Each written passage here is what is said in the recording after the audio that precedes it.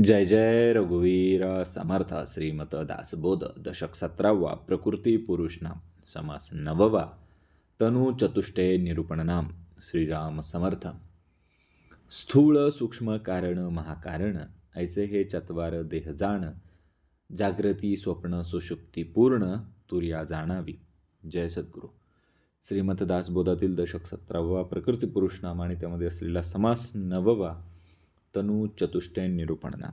या समासामध्ये समर्थ आपल्याला तणू म्हणजे शरीर म्हणजे देह, या देहाचे चतुष्टय, या चार देहाचे, या चार पिंडाचे विविध गुण, चत्वार भोग, चत्वार मात्रा, चत्वार गुण, चत्वार शक्ती समर्थांनी याच समासी दाखवल्या.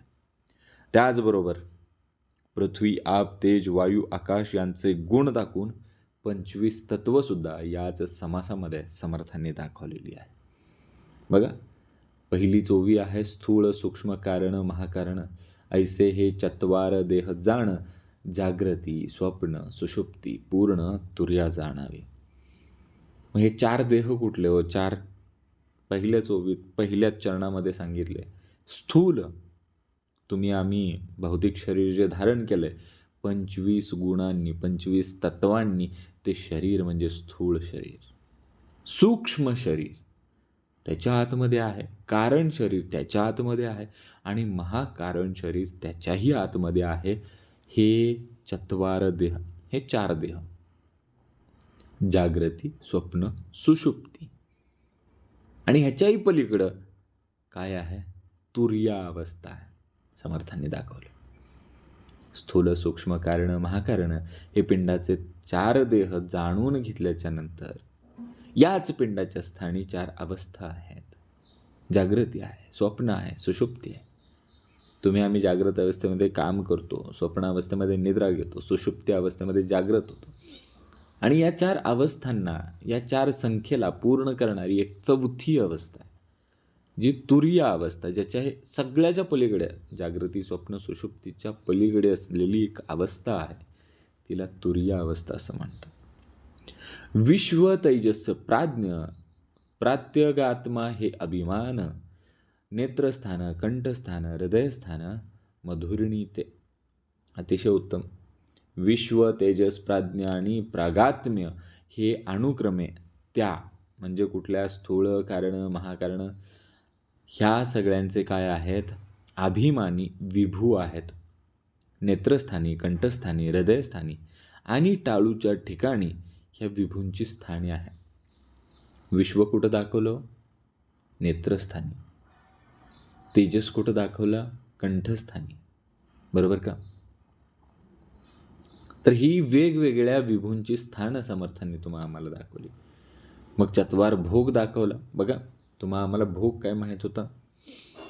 स्थूल भोग प्रविक्त भोग, आनंद भोग आनंद व भास भोग ऐसे हे चत्वार भोग चौदेहांचे. मग त्या चार देहांचे अनुक्रमे भोग कोणते आहेत? स्थूल भोग, उपाधिरहित भोग, आनंद भोग आणि आनंद व भास भोग. तर हे चार भोग, तुम्ही आम्ही भोगीच होतो, पण त्या भोगाचे सुद्धा चार प्रकार असतात, है ना? मग भोग कुठला? पैसा, संपत्ती, मान पान प्रतिष्ठा, घर, क्षेत्र, है ना, जमीन जुमला, हे सगळं स्थूल आहे. त्याच्या पलीकडे एक भोग आहे प्रविक्त भोग, उपाधिरहित भोग. त्याच्या पलीकडे आहे आनंद भोग आणि त्याच्या पलीकडेही अजून एक भोग आहे आनंदावाभास भोग. ह्या अनुक्रमे चार भोग समर्थांनी दाखवले. त्याला नाव आहे ऐसे हे चत्वार भोग चौदेहांचे. अकार उकार मकार अर्धमात्रा ते ईश्वर ऐस्या मात्र चत्वार चौदेहांचा. मग इथं काय दाखवल्या? चार. काय दाखवल्या? चत्वार मात्रा दाखवल्या. चार मात्रा कुठल्या? आकार तो ब्रह्मा, उकार तो विष्णू, मकार महेश. मग ह्याच्या पलीकडे आहे ना अर्धमात्रा तो ईश्वर. आणि मग ह्या तीन आकार उकार मकार अधिक अर्धमात्रा मिळून काय झाल्या? चार मात्रा तयार झाला, ज्याला समर्थांनी चत्वार मात्रा असं म्हटलेलं आहे. मग बघा आता, तमोगुण रजोगुण शुद्ध सत्वगुण शुद्ध सत्वगुण ऐसे हे चत्वार गुण चौदेहांचे. तुम्हा आम्हाला काय माहीत होतं? गुण म्हटलं की सत्वरजतम, पण याच्याही पलीकडे आहे एक गुण शुद्ध सत्वगुण, आणि तो गुण आला की काय होतं? चत्वार गुण होतात. आणि ते चौदेहांचे म्हणजे कोण? पुन्हा एकदा स्थूल सूक्ष्म कारण महाकारण या 4 देहांसाठी 4 गुण दाखवले. तमोगुणी असतात, अंधार आवडतो, आळस आवडतो, अशी मंडळी आहेत, तमोगुणी आहेत. रजोगुणी आहेत, क्रियाशील आहेत, प्रचंड गती आहे, जायचं कुठं माहीत नाही, नुसतं पळतंय, पोचत कुठंच नाही, तो रजोगुणी. सत्वगुणी सारासार विवेक आहे, त्याच्याकडे योग्य दिशा आहे, तो सत्वगुणी. आणि शुद्ध सत्वगुण म्हणजे जो समर्थांच्या आज्ञेमध्ये आहे, जो स्वतः समर्थांच्या मंगलाचरणामध्ये उतरलेला आहे ना, तो शुद्ध सत्वगुण. सत्व तर आहे, वरून तो शुद्धसुद्धा आहे. असा उत्तमाचा गुण जर कुठला असेल तर शुद्ध सत्वगुण. तुमचा आमचा प्रयत्न हा कायम तमोगुणातून, रजोगुणातून, सत्वगुणातून पलीकडेच जायचं आहे, शुद्ध सत्वगुणामध्ये अंतिमता विलीन व्हायचं आहे. असे हे चत्वार गुण चौदेहांचे. पुन्हा त्या 4 देहांना हेच चत्वार गुण लागू होतात, स्थूल सूक्ष्म कारण महाकारण. बघा आता 4 शक्ती दाखवल्या है ना, क्रियाशक्ती, द्रव्यशक्ती, इच्छाशक्ती, ज्ञानशक्ती, ऐशा चत्वार शक्ती चौदेहांच्या. आणि मग ह्या पुन्हा 4 देहांच्या चत्वार शक्ती समर्थांनी दाखवल्या. क्रियाशक्ती, द्रव्यशक्ती, इच्छाशक्ती, ज्ञानशक्ती, ह्या 4 शक्ती कोणाच्या आहेत? याच देहाच्या आहेत. तुम्हाला आम्हाला शिवशक्ती माहीत होती, पण ही शक्ती लावायची कुठं? क्रियेसाठी, द्रव्य मिळवण्यासाठी, इच्छा आणि ज्ञान मिळवण्यासाठी, शुद्ध ज्ञानाचा निश्चय आहे की नाही, शुद्ध ज्ञानाचा निश्चय. म्हणून या 4 शक्त्या समर्थांनी दाखवल्या. तुम्हाला आम्हाला शक्ती माहीत होती, पण ह्या शक्तीचे 4 प्रकार माहीत नव्हते. मग आता समर्थ सांगतात, ऐसे हे 32 तत्वे, दोहोंची 50 तत्वे, अवघे मिळून 32 तत्वे, अज्ञान आणि ज्ञान, माशी ही 32 तत्व. आणि त्याच्यामध्ये स्थूल आणि सूक्ष्म या दोघांना मिसळलं की काय होतं? 50 तत्वे होतात. आणि अशी मिळून म्हणजे 32 अधिक 2 अधिक 50 अशी किती झाली? 82 तत्व झाली. आणि अज्ञान आणि ज्ञान अशी मिळून 84 तत्व समर्थांनी एका ओवीत दाखवली बरं का, एका ओवीत दाखवली. 32 आणि 50 82, आणि अवघी मिळून 82 तत्वे, अज्ञान आणि ज्ञान ह्यांना जर एकत्र केलं तर ही 84 तत्व होतात.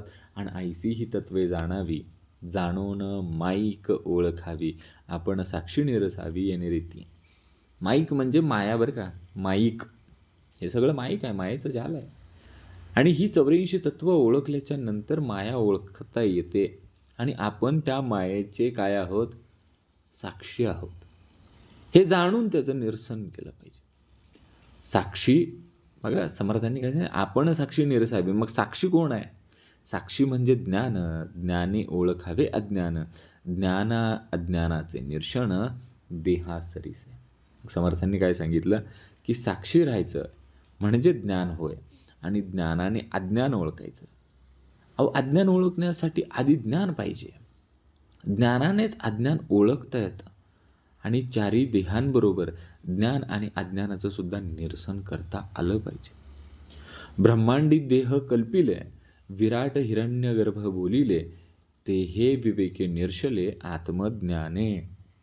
मग ब्रह्मांडाच्या ठिकाणी ही देहाची कल्पना केली. ब्रह्मांडाच्या ठिकाणी पिंडी ते ब्रह्मांडी ना, जे तुमच्या आमच्या देहामध्ये आहे तेच ब्रह्मांडामध्ये आहे, जे ब्रह्मांडामध्ये आहे तेच या पिंडामध्ये म्हणजे देहामध्ये आहे.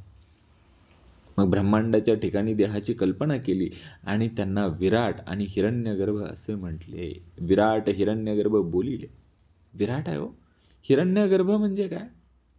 हिरण्य म्हणजे सोनं, गर्भ म्हणजे ज्याच्या ठिकाणी, ज्याच्या नाभीमध्ये, ज्याच्या गर्भ ठिकाणी सोनं आहे असा तो हिरण्यगर्भ. पण आत्मज्ञानाने, स्वस्वरूप अनुभवाने आणि विवेकाने त्याचं निरसन केलं पाहिजे. बघा आता पुढं, आत्मनात्मा विवेक करिता, सारासार विचार पाहता, पंचभूतांची माईक वार्ता प्रचिती आली. समर्थांनी काय सांगितलं? आत्मा आणि अनात्मा यांचा विवेक केल्याने, सार आणि असार यांच्या विवेकाने सर्व पंचमहाभूत काय आहेत? माईक आहेत ह्याची प्रचिती आली. काय पाहिजे? निवाडा करता आला पाहिजे. कसा? आत्म्याचा आणि अनात्म्याचा. आत्मा अनात्मा विवेक करते. विवेकाला सार असार विचार पाहता, सारासाराचा विचार पाहिजे. बरोबर? त्रिगुण हे असार, निर्गुण हे सार, सारासार विचार हरिपाठ. मग हे कळायला पाहिजे, सारासार विचार आपल्याला पाहता आला पाहिजे. तेव्हाच काय होणार आहे? पंचमहाभूतांची ही माईक म्हणजे मायेचं आवरण घातलेली पंचमहाभूते आहेत आणि या पंचमहाभूतातून हे मायेचं जाळं तयार झालेलं आहे याची प्रचिती पाहता आली पाहिजे. बघा, अस्थि, मांस, त्वचा, नाडी, रोम हे पाचही पदार्थांचे पृथ्वीचे गुण प्रत्यक्ष शरीरी हे वर्म शोधून पहावे. अस्थि, मांस, त्वचा, नाडी, रोम. रोम म्हणजे अंगावरती काटे येतात ना. नाडी आहे तुमच्या आमच्या शरीरामध्ये. कुठली आहे? इडा, पिंगला, सुषुम्ना. ह्या मुख्य नाड्या, कुहू, शंखिनी, अलंबुषा ह्या उपनाड्या आहेत तुमच्या आमच्या शरीरामध्ये. नाडी, मांस, त्वचा, अस्थि, मांस, त्वचा, नाडी, रोम हे पाचही पृथ्वीचे गुणधर्म प्रत्यक्ष शरीरी हे वर्म शोधून पाहावे. आणि मग हे पृथ्वीचे गुणधर्म समर्थांनी दाखवले. अस्थि म्हणजे काय हो? तुमचे आमचे राख हो, राख. कुठं होते? विलीन होऊन जाते. मांस, तुमचं आमचं शरीर, तेही विलीन होऊन जातं. कुठं? पृथ्वीमध्ये. त्वचा, तुमची आमची कातडी, तीही तिथंच विरून जाणार आहे. आणि नाडी आणि रोमसुद्धा हे पाचही गुणधर्म कुणाचे आहेत? पृथ्वीचे आहेत. हे प्रत्यक्ष शरीराचे रहस्य आपण शोधून पाहिले पाहिजे. प्रत्यक्ष शरीरी हे वर्म शोधून पाहावे. बघा, पृथ्वीचे 5 गुणधर्म दाखवले. आता पुढं आहेत आपाचे. आप म्हणजे पाणी. शुक्लित, श्रोणित, लाळ, मूत्र, स्वेद हे आपाचे पंचक भेद तत्वे समजून विशद करून घ्यावे. मग शुक्लित, श्रोणित, लाळ, लाळ म्हणजे लाळ, मूत्र म्हणजे मूत्र आणि स्वेद म्हणजे घाम. हे सगळं पाण्याशी संबंधित आहे. शुक्लित म्हणजे वीर्य असतं, श्रोणित म्हणजे रेत असतं, लाळ, मूत्र आणि घाम हे पाचही काय आहेत? पाण्याचेच भेद आहेत, आपाचेच पंचक भेद आहेत. आणि हे सुद्धा आपल्याला तत्व समजून विशद करून घेता आलं पाहिजे. मग आता पुढे सांगितले समर्थांनी. पहिल्यांदा पाहिलं पृथ्वी, नंतर पाहिलं पाणी, आता तेज पाहूया. क्षुधा, तृष्णा, आलस्य, निद्रा आणि मैथुन हे पाचही तेजाचे गुण या तत्वांचे निरूपण केलेची करावे. तेजाचे गुण तेज आहे, तुमच्या आमच्या अंतरी तेज आहे. पण कुठं आहे? क्षुधा, भूक लागली, भूक. पोटात आग पडली म्हणतंय. पोटात आग पडते म्हणजे पोटामध्ये तेज आहे, म्हणजे अग्नी आहे. भूक लागणे, तहान लागणे, आळस येणे, निद्रा येणे, मैथुन करणे हे पाचही गुण तेजाचे आहेत. आणि या तत्वांचे वारंवार, मग समर्थ काय म्हणतात? तेजाचे गुण या तत्वांचे निरूपण केलेची करावे, केलेची करावे, केले अजून केले पाहिजे. चलन, वळण, प्रसारण, निरोध आणि आकुंचन हे पाचही वायूचे गुण श्रुती जाणावे. मग समर्थांनी आपल्याला एक एक दाखवलं. पृथ्वी दाखवली, आप दाखवलं, तेज दाखवलं आणि आता मात्र वायू दाखवला. वायूचा गुणधर्म काय हो? चंचळ आहे. वायू चंचळ आहे. मग चलन आहे, वायूला वळण आहे. वायू प्रसारणसुद्धा पावतो, निरोध पावतो आणि आकुंचनसुद्धा पावतो. एखादा फुगा असतो बघा, आपण फुगवतो, प्रसारण पावतो त्या हवा. नंतर तर हळूहळू बारीक व्हायला लागतो. आपल्या गाडीतलं टायरमधली हवासुद्धा कधी कधी आकुंचन पावते. जास्त जर गाडी पळवली तर पाणी, ते जे काही वायू आहे त्या टायरमधला, तो प्रसरणसुद्धा पावतो आणि कधी कधी टायर फुटतात. आपण हायवेवरती पाहतो. चलन, वलन, प्रसारण, निरोध आणि आकुंचन हे सगळे गुण वायूच्या ठायी आहेत आणि हे श्रोत्यांनी जाणून घेतले पाहिजे. समर्थांनी दाखवलं पुढं आता आकाश है ना. एक एक दाखवत समर्थांनी आणलं आपल्याला. पृथ्वी झालं, आप झालं, तेज झालं, नंतर आता वायू झाला आणि आता मात्र आपल्याला श्रवण करायचं आहे आकाशाचं. काम, क्रोध, शोक, मोह, भय हा आकाशाचा पर्याय. हे विवरल्या विण काय समजून जाणे. काम आहे, क्रोध आहे, शोक आहे, मोह आहे, भय आहे, हे सगळं आकाशाचा परिवार आहे. हे विवरल्याशिवाय समजून येत नाही. काम अफाट आहे हो. आकाश कसं अनंत आहे, किती मोठं आहे ते. काम तसंच आहे, संपत नाही. ती वासना कधी संपत नाही. क्रोधही तसंच आहे, शोकही तसंच आहे, दुःख. कितीतरी लोक ओव्हर थिंकिंगमध्ये, दुःखामध्ये आहेत, शोक, विषाद बाहेरच पडली नाहीत. कितीतरी लोक मोहामध्ये आहेत. बंधनं, ओढ, आसक्ती म्हणजे मोह, भय, भीती संपत नाही हो. भय इथले संपत नाही. म्हणून त्याला आकाशाचा परिवार असं म्हटलेलं आहे. भयंकर आहे हे काम, क्रोध, शोक, मोह, भय हे आजकालचे आहेत ना सगळ्यात मोठे रोग आहेत. समर्थांनी मंगलाचरणात सांगितलं, काम क्रोधे लिथाडीला तो कैसा म्हणावा बला अमृत सेवितच पावला मृत्यू राहो. मग शोक, मोह, भय ह्यांची ओळख नव्हती झाली आपल्याला, समर्थांनी करून दिली. शोक आहेच हो. पुत्र शोक आहे, पत्नी शोक आहे, पितृशोक आहे. एखादा व्यक्ती आपल्याला सोडून गेला की आपल्याला शोक होतो. खाली लिहिलेलं असतो, शोकाकुल अमुक अमका परिवार. मोह, मोहामध्येच अडकले. मोह, आसक्ती, वासना, मोह, बंधन, भय भीतीच आहे हो. क्षणोक्षणी भीती आहे. कोविड आला, भीती होती. आता एनर्जी क्रायसिस झाला आहे, परत भीती आहे. सिलेंडर मिळतं आहे का नाही, पेट्रोल मिळतं आहे का नाही, डिझेल मिळतं आहे का नाही. लोक केंड्याची केंड भरून न्यायला लागले. भय, भीती संपत नाही. भय इथले संपत नाही. हा आकाशाचा पर्याय. मग आकाशी तसंच आहे ना, जिथं संपतच नाही, आकाश संपतच नाही, ते निरश्रित आहे. आपण बघितलं ना, पृथ्वी, आप, तेज, वायू ह्यांचं कसं होतं, अगदी आपल्याला ते जवळ जाणवायचं सगळं. भूक लागली आहे, आपल्याला घाम आला आहे, घाम आला की समजून जायचं ते आप आहे. भूक लागली की समजून जायचं ते तेजाचं प्रतीक आहे. तुमच्या आमच्या शरीरामध्ये त्वचा आहे, अस्थि आहे, मांस आहे, नाड्या आहेत, हे सगळं पृथ्वीचे गुणधर्म होते. पण हे आकाश कसं आहे बघा, असीम, अफाट, अनंत. तशीच हे काम, क्रोध, शोक, मोह आणि भय हा सुद्धा आकाशाचाच परिवार आहे. आणि हे विवरण केल्याशिवाय समजत नाही. बसायचं ना कधी तर कुठंतरी टेरेसवर जाऊन बसायचं आणि बघायचं त्या आकाशाकडे. किती म्हणून सांगावं त्या आकाशाचं, बरोबर का. आता पुढं जाऊया. असे ऐसे स्थूल शरीर, हे स्थूल शरीर दाखवलं. आल्या समर्थांनी जे तनुचतुष्टे दाखवली त्यामधलं जे पहिलं शरीर होतं ते स्थूल शरीर होतं.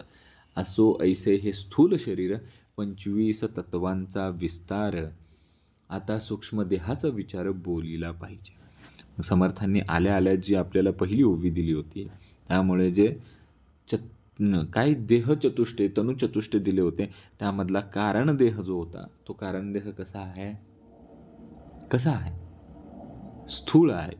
जो आल्या आपल्याला जो स्थूळ देह दिला होता तो कसा आहे, 25 तत्वांचा आहे.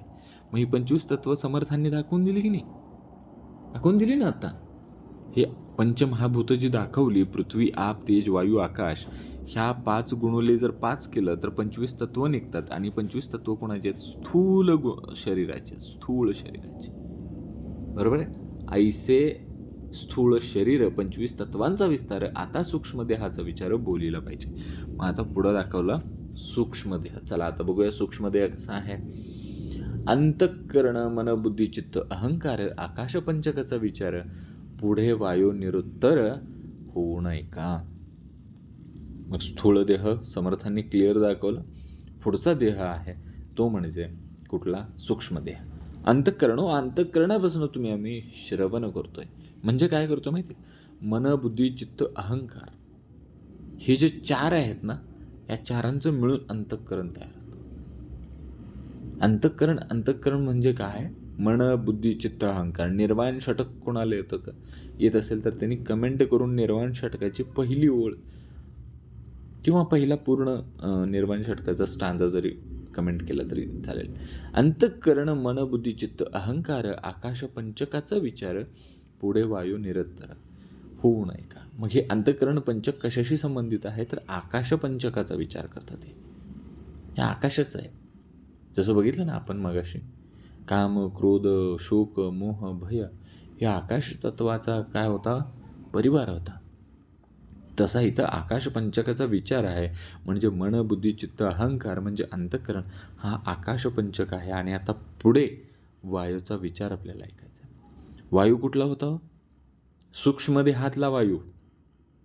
आपण बघितलं मगाशी चळणवळण करणारा वायू तो स्थूल देहातला होता.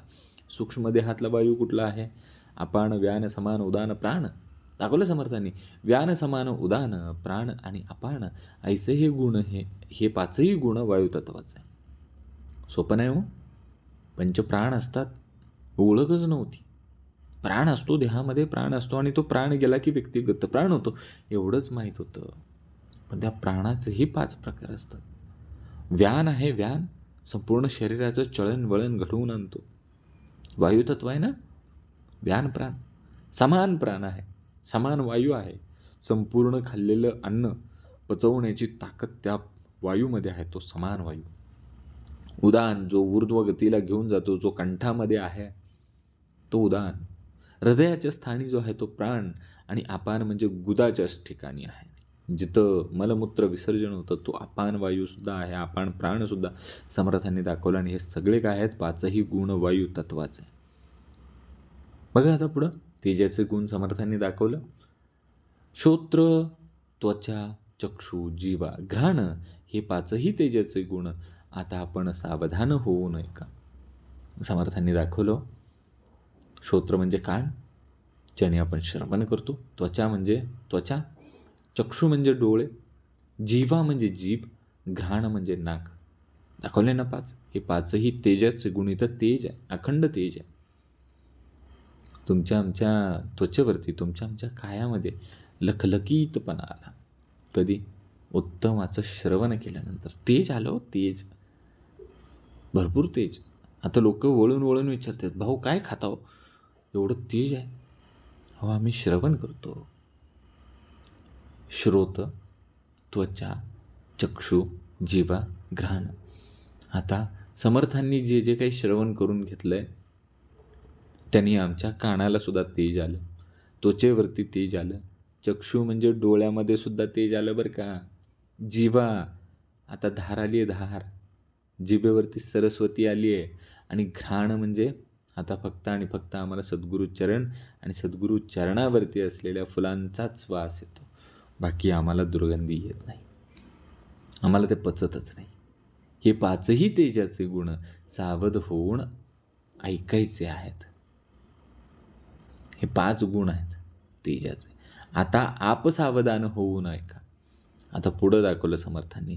तेज बघितलं, हे कुणाचं होतं? सूक्ष्म देहाचं तेज. आता ऐकायचे आपल्याला पुढच्या ओवीमध्ये आप. बघा, वाचा, पाणी, पाद, शिस्न, गुद हे आपाचे गुण विशद. आता पृथ्वी विशद निरूपिली. मग समर्थांनी पुढं लगेच दिले 5 गुण. कोणाचे? आपाचे. म्हणजे कोणाचे? पाण्याचे हो, जलाचे. वाचा, हात, पाय, शिस्न, गुद हे काय आहेत? तर हे प्रसिद्ध गुण आहेत. कुणाचे? आपाचे, म्हणजे पाण्याचे गुण आहेत. आता पृथ्वीचे गुण स्पष्ट करून सांगतात समर्थ. शब्द, स्पर्श, रूप, रस, गंध हे पृथ्वीचे गुण विशद. ऐसे हे 25 तत्व, 25 भेद सूक्ष्म देहाचे. समर्थांनी काय सांगितलं? शब्द, स्पर्श, रूप, रस, गंध है ना, हे काय आहेत? पृथ्वीचे गुण आहेत. पृथ्वीमधून आवाज येतो, गडगड गडगड, भूकंप होत असताना ते शब्द आहेत. पृथ्वीचा शब्द आहे तो. पृथ्वीला आपण स्पर्श करू शकतो की नाही? पृथ्वीचं रूप आपण पाहू शकतो.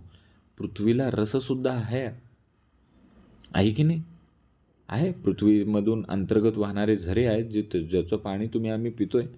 भूगर्भातलं पाणी, भूगर्भ, भू म्हणजे भूमी, पृथ्वी, आणि त्याच्या गर्भातून येणारं पाणी आपण पितोय, प्राशन करतोय, ते रस आहे. आणि पृथ्वीला गंध आहे. पाऊस पडला बघा, किती सुंदर असा गंध येतो पृथ्वीचा. आणि हे 5 गुण पृथ्वीला आहेत. आता हेच शब्द, स्पर्श, रूप, रस, गंध आकाशतत्वाला आहे का? नाही आहे. आकाशाला कुठं गंध आहे? आकाशाला कुठं स्पर्श करता येतो? आकाशाला कुठं रस आहे? है ना. प्रत्येक तत्वाला, प्रत्येक भूताला वेगवेगळं असं सामर्थ्य दिलेलं आहे. आणि त्यामध्ये दाखवलं की शब्दस्पर्श रूप रसगंध हे पृथ्वीचं गुण विशद, ऐसे हे 25 भेद सूक्ष्म देहाचे. मग समर्थांनी मला काय दाखवले? 25 भेद दाखवले स्थूल देहाचे, 25 भेद दाखवले सूक्ष्म देहाचे. आम्हाला कळालं पाहिजे की स्थूल वेगळं आणि सूक्ष्म वेगळं. स्थूल देहामध्ये आपण भोग घेतो, स्थूल देहामध्ये मात्रा दाखवली, स्थूल देहामध्ये गुण दाखवले, स्थूल देहामध्ये शक्ती दाखवली. आणि तेच सूक्ष्म देहामध्ये काय दाखवलं बघा समर्थांनी. थोडंसं विवरण जास्त करूया. तर सूक्ष्म देहामध्ये काय दाखवलं समर्थांनी? चळन वळन प्रसारण निरोध आकोचन वायूचे गुण, काम क्रोध मोह भय आकाशाचे गुण, बरोबर का? आणि मग समर्थांनी दाखवलं आपल्याला की सूक्ष्म देहामध्ये काय आहे? अंतःकरण आहे. सूक्ष्म देहामध्ये पंचप्राण आहेत. अपान समान उदान व्यान हे दाखवलं. सूक्ष्म देहामध्येच आपल्याला ज्ञानेंद्रिय दाखवली, श्रोत्र त्वचा चक्षु जिवा घ्राण. त्याच्यानंतर समर्थांनी आपल्याला आपाचे गुण दाखवले, वाचा पाणी पाद शिस्न गुद आणि शब्दस्पर्श रूप रसगंध हे पृथ्वीचे गुण दाखवले. अशी ही 25 पण गुणाची सूक्ष्म देहाची गुण आणि त्याचा तत्वभेद समर्थांनी आपल्याला दाखवून दिला. इति श्रीदासबोधे गुरुशिष्य संवादे तनुचतुष्टयानां समास नववा. जय जय रघुवीर समर्थ. ओम श्री गुरु दत्तात्रय श्रीपाद श्री वल्लभाय नमः. जय सद्गुरु.